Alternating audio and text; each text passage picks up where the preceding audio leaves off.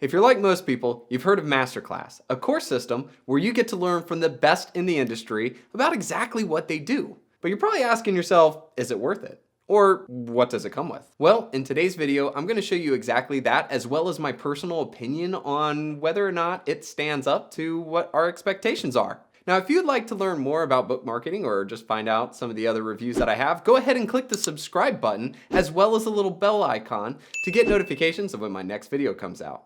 And with that, let's begin. So first things first, Masterclass claims that they have the best teachers in the world teaching. But is that really true? Well, you've got teachers like Steph Curry teaching basketball, you've got Samuel Jackson teaching acting, and also maybe how to say the F-bomb correctly.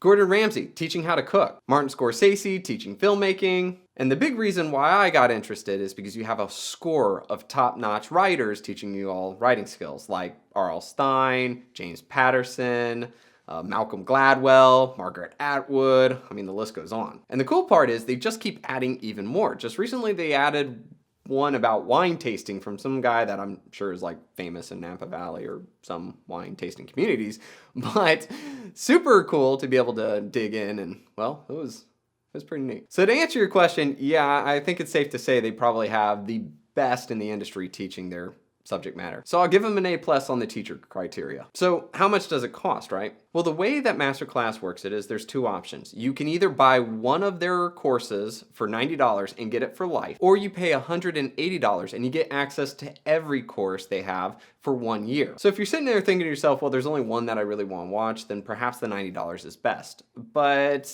I'm not gonna lie, there's a lot of cool things in there, and I'm sure you'll find something that you're interested in. But a bit of warning though, a lot of people will sign up for the 1 year subscription and they have the intention of sitting down and watching it. They don't actually get to it. I have a couple of friends who said they bought it and they realized they actually haven't watched it. So really think about whether or not you are going to sit down and watch these courses, or if just getting the one course that you want and having that for life is the best option. All right, so let's assume that you've signed up for the AllAccess Pass. What does it come with? What do you have? Is it just videos? Well, first things first is you get access to every video for those courses, and usually the videos run between 2 to 4 hours depending on the lesson. You also get downloadable course notes and even a class workbook with notes and places to write notes for yourself, which I'm not much of a note taker, so I didn't really use that much. You also get a downloadable fundamental guide, but I thought this was like super fundamental and I totally didn't see any value in this, so I don't know. But the thing I did love most is the question and answers section called the office hours. It's really cool because there, some of the student takers have posted a video,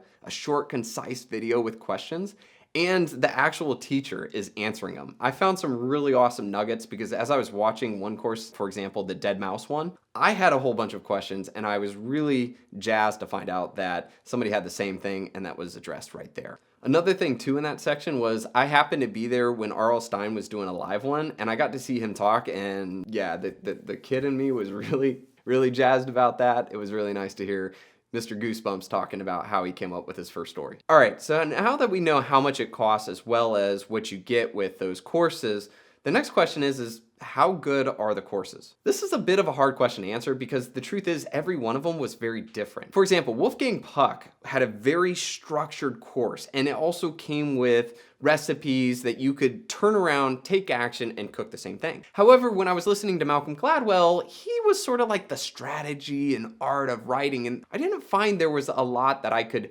take, turn around, and turn into practical. Instead, it was more like sitting there having a nice scotch with him, hearing him just unload his thoughts about nonfiction writing. So throughout, I kept finding that the different courses were kind of based off of the style and the teaching points and the subject matter of that expert. So it ranged from really practical to maybe a longer high-level TEDx.